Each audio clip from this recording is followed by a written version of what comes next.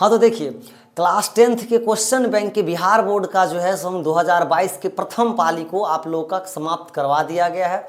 2022 के जो द्वितीय पाली के क्वेश्चंस बैंक है मैथ्स के, उसको मैं जो है स्टार्ट करने वाला हूँ। तो बस देखिएगा, पहला नंबर क्वेश्चन सब्जेक्टिव क्वेश्चन है 2 मार्क्स का भी, लघुत्तरीय। पहला क्वेश्चन है समांतर श्रेणी -40 -15 10 35 का 10वां पद क्या होगा।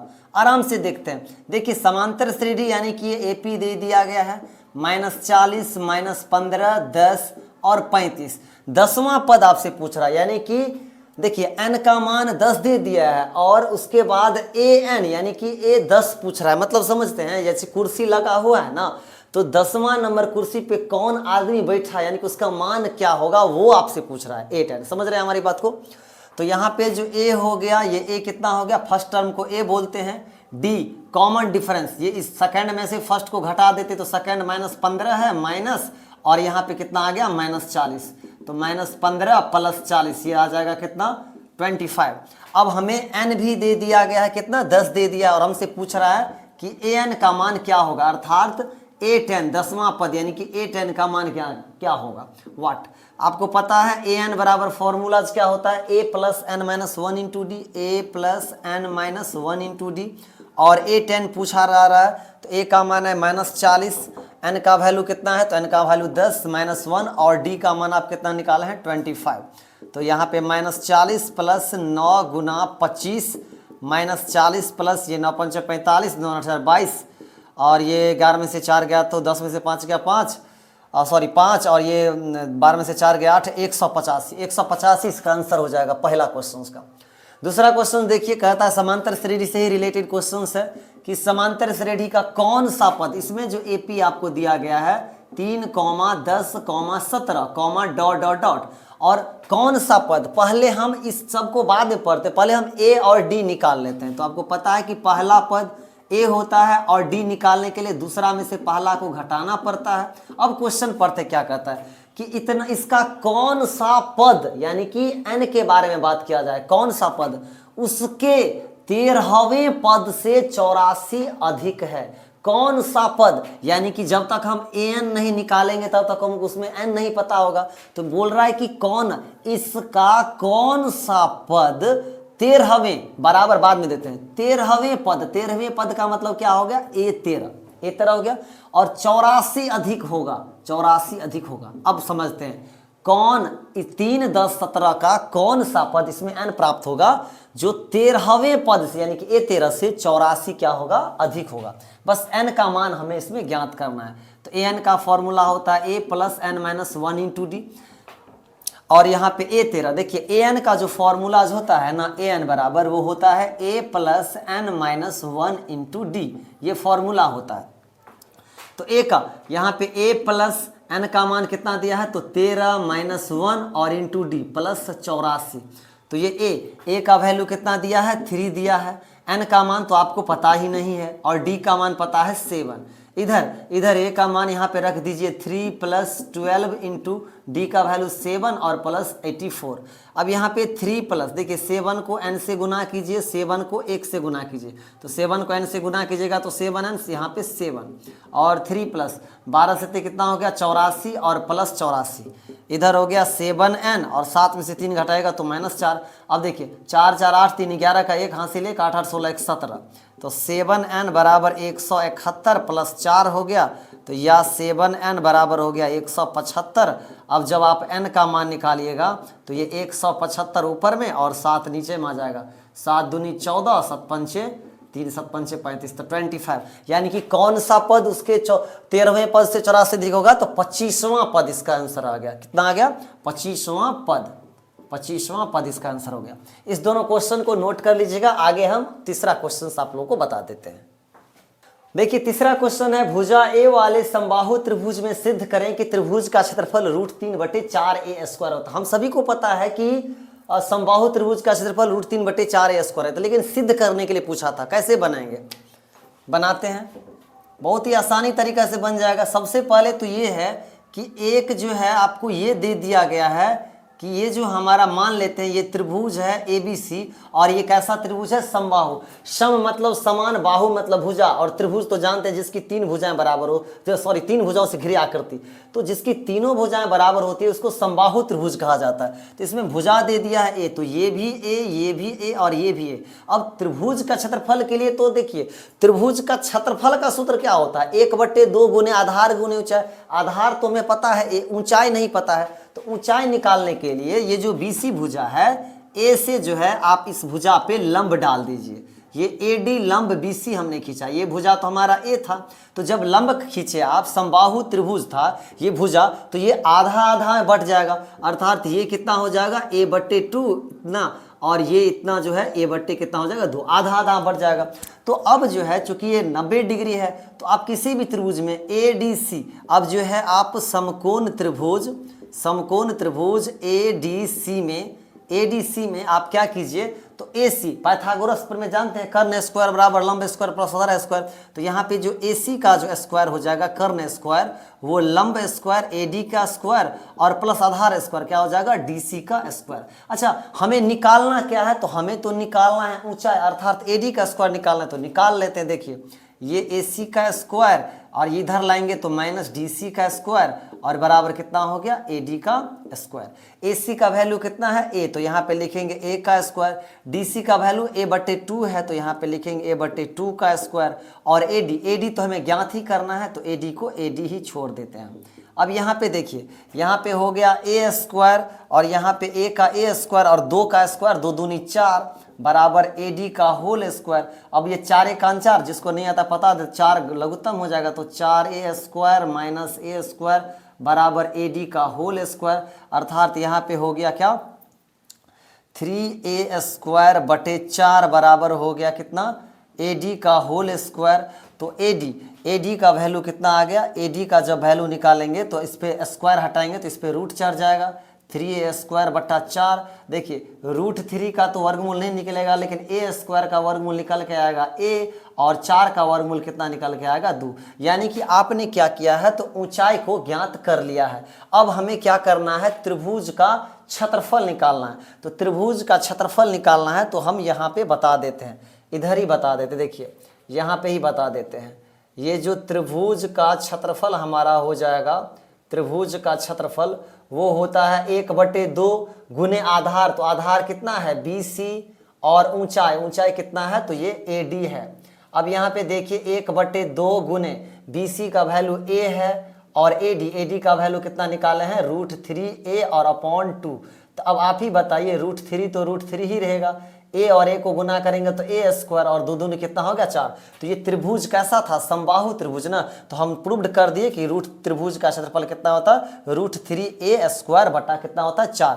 यहाँ पे थोड़ा सा जैसो गैदरिंग हो गया, तो इसको कवर कीजिएगा। AD यहाँ तक आया है, उसके बाद हमने त्रिभुज के क्षेत्रफल को बनाया है, यानी कि ये पार्ट्स हमारा अलग है और उसके बाद जो है हमने क्या किया है, इस पार्ट्स को कवर किया। अगला क्वेश्चन देखते हैं, चौथा नंबर क्वेश्चन कहता है दिखाएं कि समीकरण निकाय ये कोई हल नहीं। आपको पता है 3.2 में आपने जो है सो फॉर्मूलेज याद किए होंगे, वहां पे आपको बताया गया था कि जब A1/A2 बराबर B1/B2 और बराबर नहीं हो C1/C2 तो वो क्या होते हैं, कोई हल नहीं होते हैं।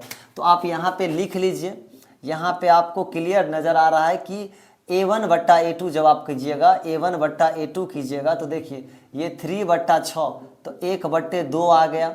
जब आप इसको B1/B2 कीजिएगा तो यानी कि यहाँ पे आ गया -5 और बटा -10, ये कैंसिल, तो इसका मान कितना आ जाएगा कट के 1/2।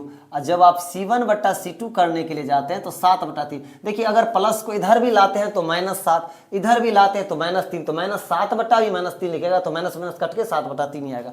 आप यहाँ पे क्लियर क्या देख रहे हैं कि A1/A2 1/2 और ये B1/B2 तो बराबर है, लेकिन ये जो C1/C2 है ये बराबर नहीं, ये दोनों बराबर है, तीसरा बराबर नहीं है, तो सिद्ध हो गया कि इसका जो है सो कोई हल नहीं होगा, इसका जो है इसीलिए कोई हल नहीं है। यही जो है सो आपको दिखाना था, दिखा दिए। अब ये क्वेश्चन जो है ना 5वां नंबर क्वेश्चन से हम आपको बता देते हैं, ये आप अच्छी तरह से एक बार जरूर रिवाइज कर लीजिएगा, हम जब बता देते हैं, क्योंकि इस क्वेश्चन को जो है 3 से 4 बार अभी तक क्वेश्चन को रिपीट किया गया। बस ये जो है सो अंक बदल दिया जाता है, लेकिन ये चीज ऐसे ही रहता है 1/अल्फा प्लस 1/बीटा। तो इस क्वेश्चन को आप जो है अच्छी तरह से रिवाइज कर लीजिएगा, क्योंकि ऑब्जेक्टिव में भी पूछता है इस क्वेश्चन को। ओके, अच्छी तरह से बताते हैं। देखिए, कहता है कि अल्फा और बीटा जो है, ये जो आपको बहुपद दिख रहा है, इसका शून्यक है। शून्यक मतलब x का जो मान आपने निकालते हैं, 2 निकलता है, तो वही शून्यक आपको दे दिया गया और आपको कहता है कि आप 1/अल्फा और 1/बीटा का मान ज्ञात कीजिए। देखिए, 1/अल्फा 1/बीटा, जब इसको आप लघुत्तम लीजिएगा तो अल्फा इंटू बीटा आ जाएगा और ऊपर में अल्फा प्लस बीटा। तो हमको हमारा सोच कहाँ जा रहा है कि हमें एक बार अल्फा प्लस बीटा निकालना पड़ेगा, यानी कि शून्यकों का योग, और एक बार अल्फा इंटू बीटा यानी कि शून्यकों का गुणनफल। और आपको पता होना चाहिए कि अल्फा प्लस बीटा शून्यकों का योग होता है -b/a और शून्यकों का गुणनफल अल्फा इंटू बीटा c/a होता है। तो उसी से हम लोग बना लेंगे। यहाँ पे जो दिया है आपको, यहाँ पे स्पष्ट दे दिया गया है कि अल्फा बीटा जो है ये बहुपद px बराबर 2x² - 11x प्लस 15 के क्या है, शून्यक है। ये आपको दे दिया गया है। तो जब दे दिया गया है तो एक काम करते हैं ना, यहाँ पे आपको a बराबर कितना हो गया 2, b बराबर -11 और c बराबर कितना हो गया 15। एक बार हम ना क्या करते हैं, अल्फा प्लस बीटा निकाल लेते हैं। तो अल्फा प्लस बीटा होता है शून्यकों का योग, इसका सूत्र होता है -b/a, फॉर्मूला होता है। अब यहाँ पे आप देखिए, माइनस तो ये फॉर्मूला में ही है और b का मान कितना है यहाँ पे -11, a का मान कितना है 2, तो क्या आ गया 11/2। एक बार हम अल्फा इंटू बीटा निकालते हैं, यानी कि शून्यकों का गुणनफल, और शून्यकों का गुणनफल होता है c/a और c का मान है 15 और a का वैल्यू कितना है 2। अब हम क्वेश्चंस पे आते हैं। अब जो हमें ज्ञात करना था, 1/अल्फा प्लस 1/बीटा। अल्फा और बीटा का जब एलसीएम लीजिएगा तो नहीं लगेगा, तो दोनों को गुना करके लिखेंगे अल्फा इंटू बीटा। देखिए, अल्फा जो कट जाएगा तो बीटा को 1 से गुना कीजिएगा तो बीटा हो गया, बीटा कट गया, अल्फा को 1 से गुना कीजिएगा तो अल्फा हो गया। अब आप यहाँ पे क्या देख रहे हैं, अल्फा प्लस बीटा है और बीटा प्लस अल्फा या अल्फा प्लस बीटा तो एक ही बात हुआ। तो बीटा प्लस अल्फा कितना है 11/2 है और अल्फा इंटू बीटा कितना है 15/2 है। तो यहाँ पे हो गया 11/2 गुना और 2 ऊपर में और यहाँ पे 15, ये 2 कट गया, तो आंसर इसका कितना आ गया 11/15। तो इस चीज़ को नोट कर लीजिएगा। जब आप एग्जाम में बनाएगा तो ऐसे बराबर करके नहीं लिखेगा। एक टर्म यहाँ पे खत्म हो गया, इस टर्म को यहाँ पे लिखेगा, फिर इस टर्म को यहाँ नीचे लिखेगा, फिर इस टर्म को और उससे नीचे लिखेगा। ओके, तो 11/15 इसका आंसर हो गया, नोट कर लीजिएगा। और आगे हम 5वां नंबर क्वेश्चन, लेकिन इस 5वां नंबर क्वेश्चन को अच्छी से आप रिवाइज कर लीजिएगा। हम बता देते हैं 6ठा नंबर क्वेश्चन बता देते हैं, नोट कर। 6ठा क्वेश्चन कह रहा है कि बहुपद दे दिया गया, बहुपद का शून्यक दे दिया गया और k का मान ज्ञात करने के लिए। जब बहुपद का शून्यक आपको दे ही दिया गया है तो इसका मतलब इतना बराबर 0 और ये -2 जो है x के स्थान पे बैठा देंगे, क्योंकि यही शून्यक है। तो जब -2 बैठा देंगे मान, तो k का मान ऑटोमेटिक क्या हो जाएगा, आराम से बन जाएगा। तो इस टाइप के क्वेश्चंस को ऐसे ही बनाया जाता है। मतलब इस क्वेश्चंस में आपको क्या दे दिया गया है कि ये -2 जो है ये 3x² -3 जो है ये बहुपद 3x² प्लस 4x प्लस 2 का शून्यक है। तो शून्यक जब दे दिया है, इसका मतलब 3 गुना x के स्थान पे यहाँ पे कितना लिखेंगे -2 का स्क्वायर, 4 गुना x के स्थान पे -2 प्लस 2 और बराबर 0, क्योंकि शून्यक है। अब यहाँ पे 3 गुना माइनस का स्क्वायर प्लस, तो 2 दूना 4 प्लस माइनस 4 दूना 8 प्लस 2 बराबर 0। अच्छा, के कहीं पे हमने छोड़ दिया है। 3x² प्लस 4x प्लस यहाँ पे कितना था 2k था, तो यहाँ पे हम 2k लिख देते हैं, यहाँ पे 2k लिख देते हैं। तो अब हो गया 3 चौका 12 -8 प्लस 2k बराबर 0। तो 12 में से 8 गया तो 4 प्लस 2k बराबर 0। तो 2k बराबर हो गया -4, तो k का मान हो गया -4/2, यानी कि कितना हो गया -2 हो गया इसका आंसर।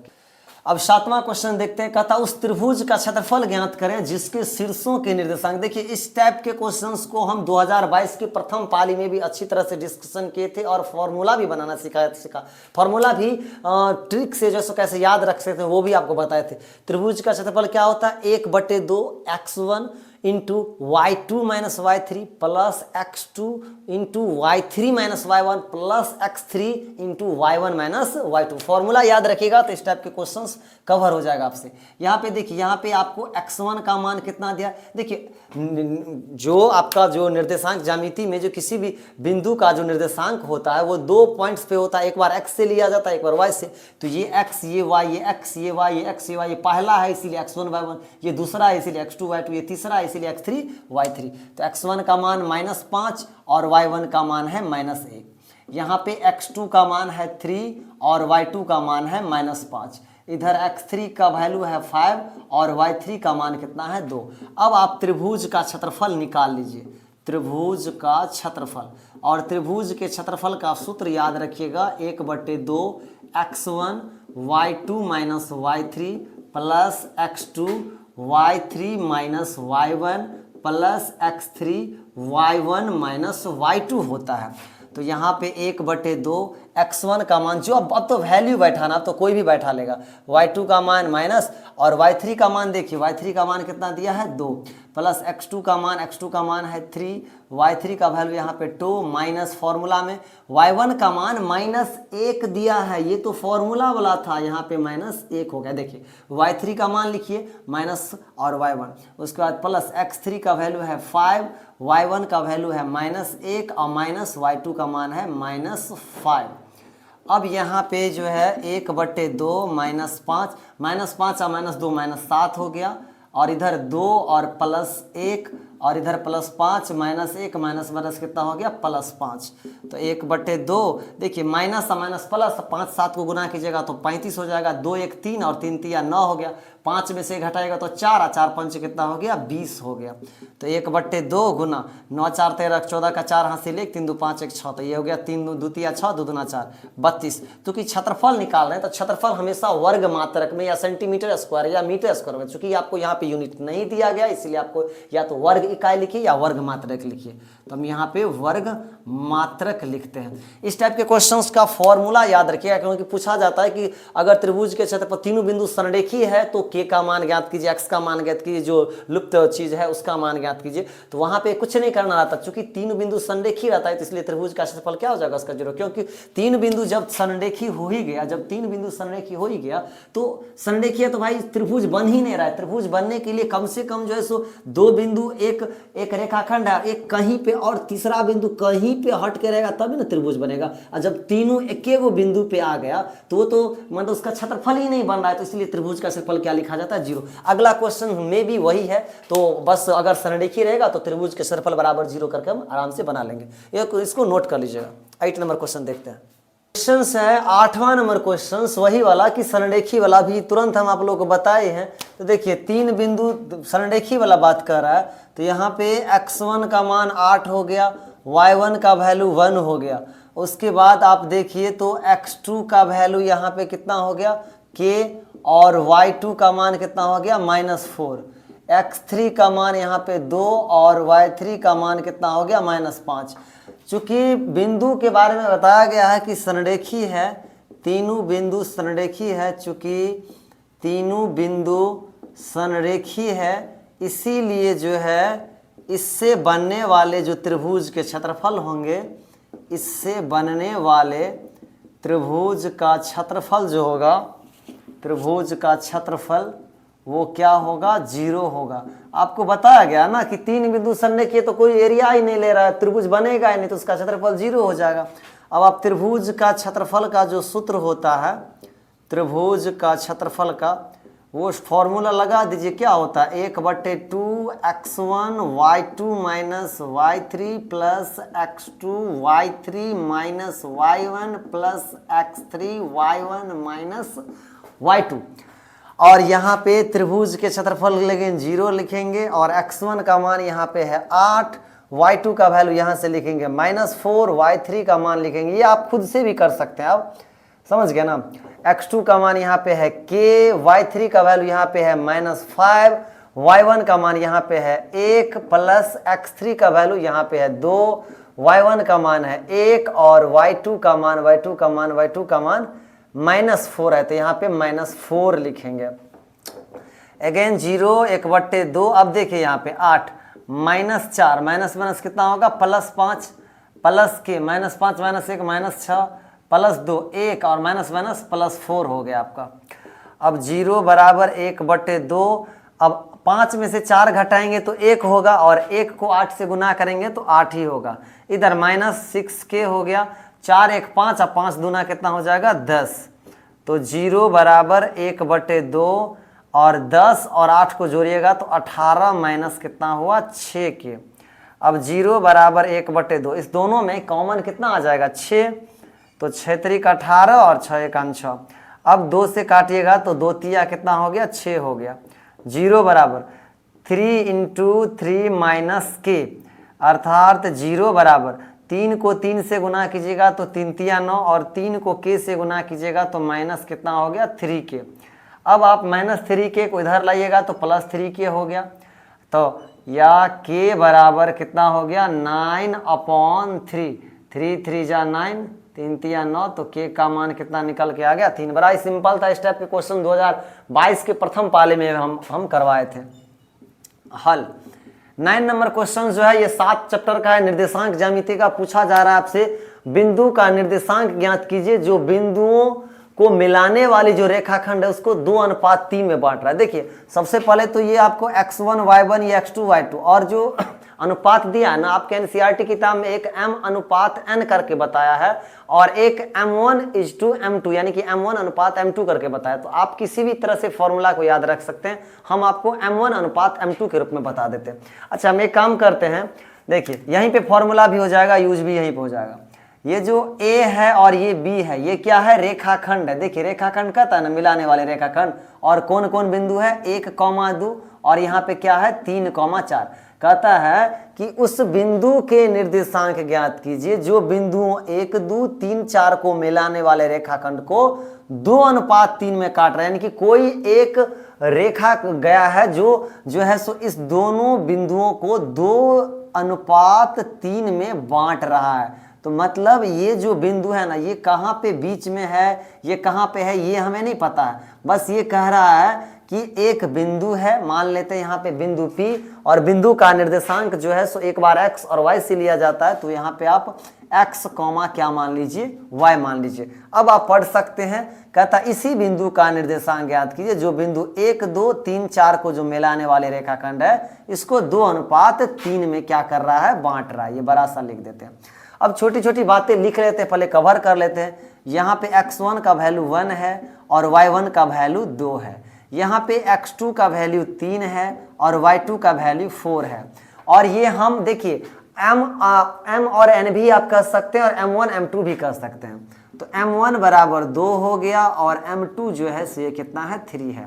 हमने माना क्या है, तो हमने माना अभिष्ट बिंदु, हमने माना ये अभिष्ट बिंदु जो है जो P जो है सो कितना है x, y है, जो इसको 2:3 में बांट रहा है। देखिए ये क्या हो गया बांट रहा है। तो विभाजन सूत्र का जो निर्देशांक होता है वो होता है x अक्ष के लिए, माने x निर्देशांक के लिए, x एक्सिस के लिए m1 x2 plus m2 x1 upon m1 plus m2, और y के लिए होता है y निर्देशांक के लिए m1 y2 plus m2 y1 upon बटा में m1 प्लस m2। तो बड़ा ही सिंपल है, इसको हम डायरेक्ट बता देते हैं, अलग अलग करके नहीं बताते हैं। तो यहाँ पे लिखते हैं विभाजन सूत्र से, विभाजन क्योंकि बांट रहा है तो इसमें विभाजन सूत्र लगेगा। तो विभाजन सूत्र से बिंदु ये जो हमारा P है, P ये जो x और y है, तो x y बिंदु के निर्देशांक, और ये फॉर्मूला याद रखिएगा, फॉर्मूला होता है m1 x2 plus m2 x1 upon m1 plus m2। ये x के लिए हुआ और y के लिए हो जाता यही m1 y2 plus m2 y1 upon m1 plus m2। अब मान रख देंगे, अब तो कोई भी स्टूडेंट्स कर लेंगे आप लोग। m1 का वैल्यू यहाँ पे 2 है, x2 का वैल्यू देख लीजिए यहाँ पे 3 है, m2 का वैल्यू कितना है जी, तो m2 का वैल्यू 3 है, x1 का मान कितना है तो 1 है। और M1 M2 तो 2 प्लस कितना हो गया 3, यहाँ पे M1 और यहाँ पे M2 दिया है, फिर कॉमा दे देंगे। M1 का मान 2 है, Y2 का वैल्यू यहाँ पे 4 है, और M2 का वैल्यू 3 है, Y1 का मान यहाँ पे 2 है, और M1 और M2 2 प्लस कितना हो जाएगा 3। इसको आप एक कोष्ट में रख लीजिए क्योंकि ये x निर्देशांक के लिए हो गया, y निर्देशांक। देखिए 3 दूना 6 और 6 3 को जोड़िएगा तो 9 और 3 2 5 हो गया, 4 दूना 8 और 8 और 6 कितना, 3 दूना 6 तो 8 और 6 कितना हो गया 14 बट्टा कितना हो गया 5 हो गया। तो ये 9 बट्टा 5, 3 दूना 6 3 9 बट्टा 5 और ये 14 बट्टा 5, यही इस बिंदु के क्या होंगे निर्देशांक होंगे। देखिए अच्छे से रिवाइज किया कीजिएगा, और जो है ना देखिए हमारा वीडियो जो है ना सो वो क्या होता है थोड़ा सा लंबा जाता है, हम मानते हैं। देखिए कंसेप्ट क्लियर रहेगा ना तो अच्छा रहेगा। आप स्टेप्स के कोई भी क्वेश्चंस देगा बोर्ड में घुमा घुमा करके तो आप बना लीजिएगा, कंसेप्ट क्लियर रखिए, ओके ना। इसीलिए वीडियो लंबा रहेगा लेकिन हमारे वीडियो में पूरा आपको कंसेप्ट क्लियर मिलेगा। तो थोड़ा समय दीजिए, ये नहीं कि थोड़ा थोड़ा जल्दी जल्दी देख लेते हैं, ऐसा क्या होगा 5 मिनट ज़्यादा ही लगेगा, लेकिन अगर अच्छी से समझ जाएगा तो इससे बेहतर और क्या चीज़ें हैं। नोट कर लीजिएगा, आगे क्वेश्चंस और हम बताते हैं। 10 नंबर क्वेश्चन, अर्धवृत्ताकार खेत की परिमिति ज्ञात कीजिए। व्यास दे दिया गया। अर्धवृत्ताकार अर्धवृत्त का जो है ना परिधि आप याद रखिए। कितना विद्यार्थी क्या करता है, वृत्त की परिधि होती है 2 पाई आर, तो अर्धवृत्त की परिधि में 2 पाई आर बट्टा 2 तो हो गया, 2 2 कट गया तो पाई आर, तो उसका आंसर क्या आता है पाई आर। याद रखिएगा, एक बार ऑब्जेक्टिव में भी पूछा गया था इस क्वेश्चन को कि अर्धवृत्त की परिधि ज्ञात कीजिए, सिर्फ फॉर्मूला पूछा गया था और अक्सर स्टूडेंट्स गलती करके आए थे क्योंकि उसको वृत्त की परिधि पता है 2 पाई आर और अर्ध मतलब आधा, तो वो 2 से भाग दे देता है, 2 2 काट देता है, बोलता है पाई आर। ऑप्शन ए में पाई आर मिलेगा, मार देंगे। अब आपका क्या हो जाएगा गलत। अर्धवृत्त की जो परिधि होता है ना, थोड़ा सा हम कंसेप्ट आपको देना चाहते हैं। देखिए ये जो है ना, ये आपका अर्धवृत्त पूरा पूरा तो वृत्त हो जाता है, तो वृत्त में तो कहीं पे कोई स्पेस नहीं होता है, लेकिन जब आप आधा मिटाते हैं इसको तो यहाँ पे तो ये तो आपको त्रिज्या और ये त्रिज्या ले लिए ना।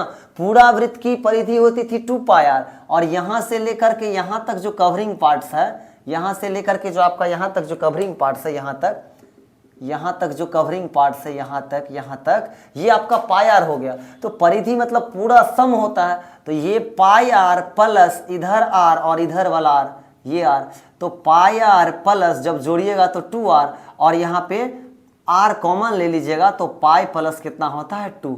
तो याद रखिएगा ये जो परिधि होती है ना अर्धवृत्त की, ये अर्धवृत्त की परिमाप बोलिए या परिमिति बोलिए, परिमिति, अर्धवृत्त की जो परिमिति होती है इसका फॉर्मूला हो जाता है r इंटू पाई प्लस 2। तो इन चीज़ों को यहाँ पे हम यूज लिख रहे हैं, इनका उपयोग कर रहे हैं इस फॉर्मूला में। तो इस फॉर्मूला को आप पाई आर प्लस 2r करके भी याद रखिएगा और इसके लिए भी। इसमें देखिए थोड़ा सा हम 2 मिनट इसी में समय ले लें, लेकिन कंसेप्ट तो आप लोग का क्लियर कर देना, इसीलिए हम कहते हैं कि थोड़ा सा समय दीजिए, ओके ना। आपको समय हम दें, समय मांगते हैं, समय दीजिए, लेकिन आपको बढ़िया कंटेंट मिलेगा। तो यहाँ पे अब हम इस क्वेश्चन को बनाते हैं अच्छे से। आपको व्यास दे दिया गया है 24 सेंटीमीटर, तो त्रिज्या आराम से निकाल लीजिए। त्रिज्या बराबर क्या होता है व्यास बटे 2, यानी कि 24 बटे 2, तो काट के कितना हो जाएगा 12 सेंटीमीटर। अब आपको निकालना है अर्धवृत्त का परिमिति। तो अर्धवृत्त के परिमिति का फॉर्मूला आपको यहाँ पे हम लिखे ही हैं कि पाई प्लस 2 और इंटू क्या हो जाएगा आर। पाई का वैल्यू जब नहीं दिया है तो 22/7 दीजिए और आर का मान कितना निकालना है 12। अब इधर हो जाएगा 7, 22 प्लस 7 दूना 14 और गुना 12, तो यानी कि 22 और 14 को जोड़िएगा तो हो जाएगा 4 2 6, 36/7 और गुना कितना हो गया 12। इसको आप गुना कर दीजिए, 12 छक्के 72 के 2, तो मेरा 7, 12 36, 36 4 40 3 43, 432/7 सेंटीमीटर स्क्वायर। ये आपका क्या हो गया आंसर हो गया। तो इन चीज़ों को ना, इस फॉर्मूला को याद रखें। हम बोले ना ऑब्जेक्टिव में पूछा गया था, आपको कौन ईयर में पूछा था उतना याद नहीं, लेकिन पूछा है क्वेश्चंस ऑब्जेक्टिव में भी। इसके बाद क्वेश्चन से 8 सेंटीमीटर भुजा वाले, इन क्वेश्चंस को भी बार बार रिपीट करता है। ये एक्चुअली में 13.1 के पहले नंबर टाइप का क्वेश्चन है, ठीक ना, पहला नंबर क्वेश्चन टाइप का। तो क्या कहता है कि घन है 8 सेंटीमीटर का। घन का तो पता है कि घन वर्ग से मिलकर के बनता है, उसका सभी किनारा सभी इर्द जो होते हैं वे क्या होते हैं बराबर होते हैं। तो 8 सेंटीमीटर का भुजा है, उसको क्या घन है और उस घन को क्या किया दोनों को जोड़ दिया। तो जब 2 को घन को जोड़िएगा तो लंबाई तो बढ़ जाएगा, और जब ये लंबाई बढ़ा तो घनाभ का रूप ले लेगा। तो जो है सो जोड़ दिया जाता है, तो घनाभ जो बना है ना उसका आप पृष्ठीय क्षेत्रफल ज्ञात कीजिए, संपूर्ण पृष्ठीय क्षेत्रफल। और घनाभ का संपूर्ण पृष्ठीय क्षेत्रफल का फॉर्मूला क्या होता है? 2 into LB plus BH plus HL। L मतलब लंबाई, B मतलब चौड़ाई और H मतलब क्या हो जाता है? ऊंचाई। चलिए बनाते हैं। यहाँ पे क्या है, 8 सेंटीमीटर का भुजा का जो है ना घन है। ये आप जो देख रहे हैं ये 8 सेंटीमीटर का घन था। इसमें क्या किया है, एक और घन बना दिया है, एक और जो है घन बना दिया है। जब दोनों घन को जोड़ दिया तो ये क्या ले लिया, घन का रूप, घनाभ का रूप। ये 8 सेंटीमीटर, ये 8 सेंटीमीटर, तो 8 और 8 ये कितना हो गया, 16 सेंटीमीटर इसका लंबाई हो गया। और चौड़ाई तो 8 ही रहेगा और ऊंचाई भी कितना रहेगा, 8 ही रहेगा। यानी कि हम यहाँ पे लिखेंगे कि दो घनों को, चूंकि दो घनों को जोड़कर क्या किया गया है, तो घनाभ बनाया गया है, घनाभ बनाया गया है। इसीलिए जो घनाभ की लंबाई हो जाएगी, घनाभ की लंबाई हो जाएगी, वो जो किनारा था, भुजा था, उसका दोगुना हो जाएगा, यानी कि 16 सेंटीमीटर। लेकिन जो घनाभ की चौड़ाई होगी और ऊंचाई, उस पर कोई फर्क नहीं पड़ेगा, क्योंकि वो तो घन जितना बड़ा है उतना ही बड़ा ना उसका सब चीज है। तो चौड़ाई को हम B से लिखते हैं और ऊंचाई को H से लिखते हैं। अब रही बात घनाभ का कुल पृष्ठीय क्षेत्रफल निकालने का, तो हम यहाँ पे घनाभ का, इसके बाद हम यहाँ पे लिख देते हैं घनाभ का कुल पृष्ठीय क्षेत्रफल। घनाभ का जो है संपूर्ण पृष्ठीय क्षेत्रफल, संपूर्ण पृष्ठीय क्षेत्रफल, और इसका फॉर्मूला आप लोग याद रखिएगा, 2 into LB plus BH plus HL। तो 2 इंटू L का वैल्यू कितना है, 16, B का मान कितना है, 8, फिर V का मान कितना है, 8, H का मान कितना है, 8, और H का मान कितना है, 8, और गुना L का मान कितना है, 16। तो यहाँ पे हो गया 128, यहाँ पे 64 और यहाँ पे 128। तो यहाँ पे जोड़ दीजिए, 8 4 12, 8 20 का 0 हासिल 2, 6 2 8, 8 2 10, 2 12 का 2 हासिल 1, 1 1 2, और ये कितना हो गया 3, 320, और 2 को जब गुना कीजिएगा तो 640। और यहाँ पे सेंटीमीटर में दिया था तो सेंटीमीटर क्या हो गया, स्क्वायर हो गया। 11 नंबर क्वेश्चन। 11 नंबर के बाद 12 नंबर क्वेश्चन देखिए। 12 नंबर क्वेश्चन कह रहा है कि किसी वलय की बाहरी और भीतरी त्रिज्या, वलय समझते हैं जी, रिंग नहीं होता है, तो एक वलय का जो है ना अंदर का और बाहर का, तो देखिए बाहर पहले दिया है तो बाहर मतलब बड़का आर हो जाएगा। तो यहाँ पे जो है ना ये बड़ा आर जो है, ये बड़ा आर जो है ये आपका कितना दिया है, 23 सेंटीमीटर। और ये जो छोटा आर है, ये जो छोटा आर है, ये छोटा आर बराबर दिया है 21 सेंटीमीटर। ये जो छोटा आर है ना ये कितना दिया है, 21 सेंटीमीटर। तो आपको कहा जा रहा है कि इस वलय का क्षेत्रफल तो आसानी से निकल जाएगा। जो बड़का वाला वृत्त देख रहे हैं उससे में से छोटका वाला वृत्त को घटा दीजिए, सिंपल सा। वृत्त का क्षेत्रफल क्या होता है, पाई स्क्वायर। तो ये जो वलय का जो क्षेत्रफल हो जाएगा, वलय का क्षेत्रफल, यहाँ पे इस फिगर में आप क्या देख रहे हैं कि कैपिटल आर है 23 सेंटीमीटर और स्मॉल आर है 21 सेंटीमीटर। कैपिटल आर मतलब बड़का वृत्त का त्रिज्या, स्मॉल आर मतलब छोटका वृत्त का त्रिज्या।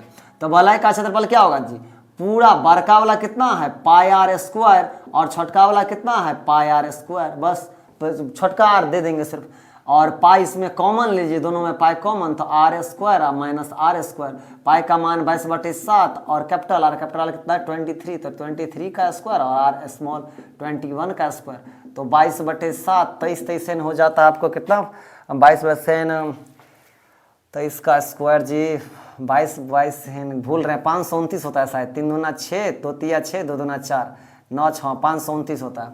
तो 23 का स्क्वायर हो गया 529, 21 हो जाता है 441।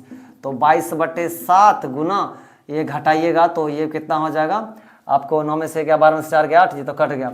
अब यहाँ पे क्या करेंगे हम, तो इसको जो है सो गुना हो जाएगा, क्योंकि ये कटने वाला तो है नहीं। 9 में से 8, 12 में से 4 गया 8, कटने वाला नहीं है। तो 22 को और 88 को आप गुना कीजिए। 8 दूना 16 के 6, 8 दूना 16 1 17, 8 दूना 16 के 6, 8 दूना 16 1 17, यानी कि 6 7 6 13 के 3 हासिल 1, 7 1 9 1 10, 7 1 8 1 9, और ये 1900 कितना हो गया, 36 हो गया। तो 1936/7 इसका अगर आप भागा दीजिएगा तो 7 दूना 14 और 5 53, तो 7 7 49, 49 4 53 होता है, 4 46 57 7 42 हो जाएगा, 42 4 4 40, तो 7 5 35, 5 50 749, लगभग इतना सेंटीमीटर स्क्वायर हो जाएगा, 276.7 सेंटीमीटर स्क्वायर हो जाएगा। आगे का क्वेश्चन है, आगे है कि यूक्लिड के विभाजन से 960 और 432 का मौसा ज्ञात करें। तो देखिए ये जो है ना, पहले हम इसका रफ बता देते हैं, इसका रफ। आप HCF कैसे, महत्तम कैसे निकालते हैं? ये जो 432 है और 960 है, जब भागा लगेगा तो देखिए 4 2 बार में जो है लग जाएगा, 2 दूनी 4, 2 तिया 2 चौका 8, सॉरी 10 में से 4 गया 6, और यहाँ पे जो है 15 में से 6 गया 9, और ये कट जाएगा। अब 432 लगा, 9 चौका 36 हो जाएगा, 9 पंचा 45, 4 बार में लगा दीजिए, 4 छक्के 24 का 4 हासिल 2, 4 में 36 और 2 38 हो गया, 12 में से 4 गया 8, और 12 में से 8 गया तो 4 हो गया।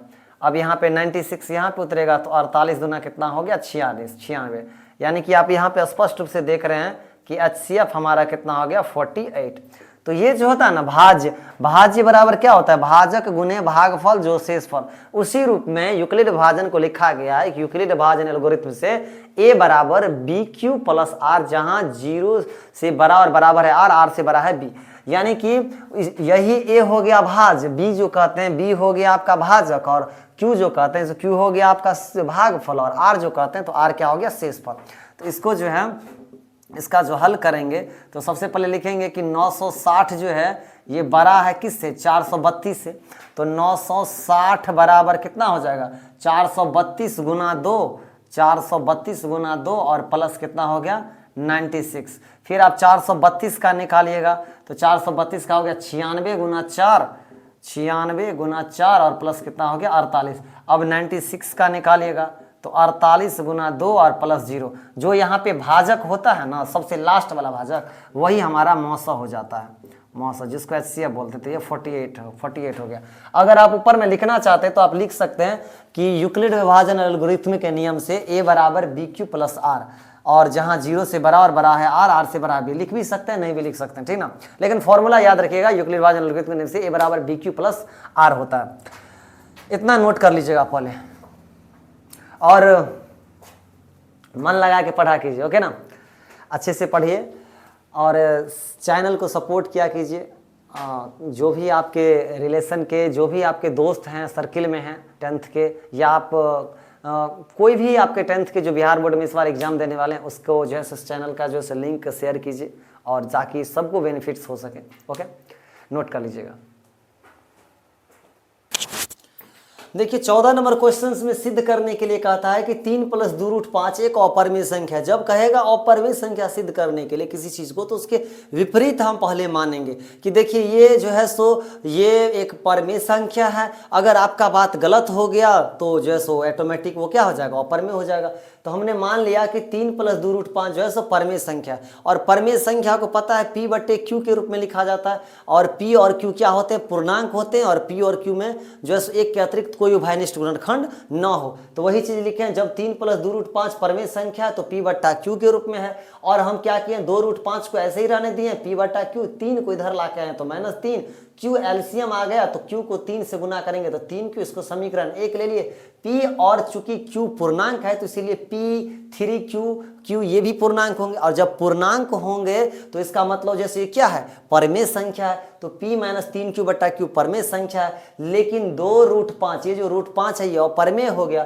तो जब ये अपरिमेय हो गया तो समीकरण 1 के बायां पक्ष में अपरिमेय है और दायां पक्ष में परिमेय है, तो ये गलत बात हो गया ना। अपरिमेय और परिमेय बराबर, यहाँ पे बराबर का चिन्ह लगा तो ये गलत है। इससे क्या होता है, विरोधाभास प्रकट होता है, वही लिखे हैं। इससे क्या होता है, विरोधाभास प्रकट होता है कि हमने जो माना है वो गलत है, कि 3 + 2 रूट 5 एक परिमेय संख्या, ये जो हमने माना है ये हमारी बात गलत है। अतः सिद्ध हो जाता है कि 3 + 2 रूट 5 क्या हो गया, अपरिमेय संख्या। इस क्वेश्चंस को 1.3 के वैसे भी सारे क्वेश्चंस को आप अच्छे से रिवाइज कर लीजिए, क्योंकि 2 नंबर में क्वेश्चंस 98% पूछने की चांसेज रहती है। 1.3 का जो आपका क्वेश्चंस 5-6 गो जो है, तो पहला में 3 गो पहला होगा, दूसरा का 3 गो होगा, दूसरा होगा, तीसरा का 3 होगा, यानी कि 3, 1, 4, 1, 5 गो क्वेश्चन शायद होगा। 15 नंबर क्वेश्चन 1.8 को भिन्न को सरलतम रूप में व्यक्त करिए। अगर आपको ऑब्जेक्टिव में पूछेगा कि इसका कैसे तोड़िएगा, तो ऑब्जेक्टिव डायरेक्टे कैसे बनेगा पता है, ये पूरा संख्या है ना, तो पूरा संख्या 18 हो गया, पूरा संख्या 18 हो गया। अब जो है ना घटा दीजिए जो भी दशमलव किधर वाला पार्ट है, क्योंकि यहाँ पे एक रिंग नहीं दिया है, तो 1 और बट्टा में, और जितना पे रेकरिंग, इसको कहते हैं पुनरावृत्ति, जितना पे रेकरिंग रहेगा जितना अंक पे उतना 9 दे देंगे। तो एगो पे बैठा है तो यहाँ पे 9 दे दिए, तो 18 में से गया 17/9। तो ये तो आपका ट्रिक हो गया किसके लिए, ऑब्जेक्टिव के लिए। लेकिन जब सब्जेक्टिव में पूछा है 2 मार्क्स का तो उसको तो तोड़ के बनाना पड़ेगा। तो यहाँ पे हम लिखेंगे, पहले मान लेते हैं कि माना ये जो संख्या है ये x बराबर 1.8 का रेकरिंग है। तो रेकरिंग का मतलब होता है इस 8 को जो है ना, इस 8 को जो है आप कितना बार भी बढ़ा के लिख सकते हैं, कितना बार भी। तो ये x बराबर 1 इसको समीकरण 1 मान लीजिए। अब देखिए कैसे करके किसी तरह से जो है सो क्या हो जाए, मतलब ये दशमलव जो है ना किसी भी रूप में क्या आ जाए, या तो मतलब दशमलव के बाद कितना पे रेकरिंग है, एगो पला पे रेकरिंग है ना। तो जब एगो पे रेकरिंग हो तो एगो 10 से गुना कीजिए, 2 गो पे रहेगा तो 100 से गुना कीजिए। तो यहाँ पे दोनों तरफ जो है एगो पे रेकरिंग है तो दोनों तरफ 10 से गुना कर देते हैं। 10 से गुना करने पर, तो जब 10 से गुना कीजिएगा तो 10x हो गया, और इधर 10 से गुना कीजिएगा तो 1.88888 ऐसे करके बढ़ता चला जाएगा। तो 10x बराबर, अब देखिए पूरा का जब गुना कीजिएगा तो जैसे इतना ही है तो 1 2 3 4 है, तो 1 2 3 4 और एगो 0 बैठाइएगा, ठीक है, एगो 0 आप बैठाइएगा। तो कितना अभी फिलहाल में ई दशमलव इधर आ जाएगा ना, क्योंकि देखिए 1 2 3 4, तो 1 2 3 4 यहाँ पे दशमलव दीजिएगा। वैसे भी जितने अंक के बाद दशमलव रहता है, जहाँ 0 रहता है उतना डेसिमल इधर खसक जाता है, तो डेसिमल का 0 के कोनो वैल्यू नहीं है। तो 10x बराबर हो गया 18.88। अब बोलिएगा एक 8 है तो कितनों भी 8 हो सकता है ना जी, ये कितनों 8 हो सकता है, बढ़ता ही चला जाएगा। इसको मान लेते हैं समीकरण 2। अब क्या करते हैं, इस समीकरण 2 में से 1 को घटा देते हैं। तो यहाँ पे लिखते हैं समीकरण 2 -1 से। तो समीकरण 2 में है 10x और यहाँ पे कितना है -x, इधर है 18.8888 और इधर कितना है 1.8888। 9x बराबर जी, समीकरण 2 के जो बायां पक्ष है उसमें समीकरण 1 के बायां पक्ष को घटाएं और समीकरण 2 के दायां पक्ष को समीकरण 2 के दायां पक्ष से घटाएं, सिंपल सा। अब इधर जब घटाइएगा तो 18 में से गया 17 पॉइंट, ये पूरा तो क्या हो जाएगा 0 0 0 0 और दशमलव का 0 का कोनो वैल्यू नहीं होता है। तो 9x बराबर 17 हो गया, यहाँ पे दशमलव था, दशमलव का 0 का कोनो वैल्यू नहीं, तो x बराबर हो गया 17 और बटा 9, यही आपका आंसर हो गया। वहाँ पे भी लाए थे ना, तो इस क्वेश्चंस को आप नोट कर लीजिएगा और अच्छी तरह से जो है सो क्या कीजिएगा, इन सब क्वेश्चंस को, जो भी क्वेश्चन 2022 के जो भी हम क्वेश्चन बैंक का सीरीज यहाँ पे चलता ही रहेगा, ओके ना। इसीलिए आप इस चैनल पे बने रहिए, और चैनल पे अगर आप अभी नए आए हैं ना तो इस चैनल को सब्सक्राइब कर लीजिए, सपोर्ट कीजिए और शेयर भी कीजिए, ताकि जो है सो और दूसरे बच्चों को भी जो है उसका बेनिफिट मिल सके, ओके। और हम हमेशा यही बोलते रहते हैं कि वीडियो हमेशा लंबा आता रहेगा, पार्ट 1 है तो पार्ट 2 पार्ट 3 कोई बात नहीं, पार्ट 4 पार्ट 5 चला गया तो क्या हो गया, कंसेप्ट मिल रहा है ना अच्छी तरह से भी। तो क्वेश्चन बैंक अच्छी तरह से कंप्लीट कर लीजिए, ओके, और मेहनत करते रहिए, मन लगा के पढ़िए, ओके। मिलते हैं दूसरे वीडियो में, नोट कर लीजिएगा।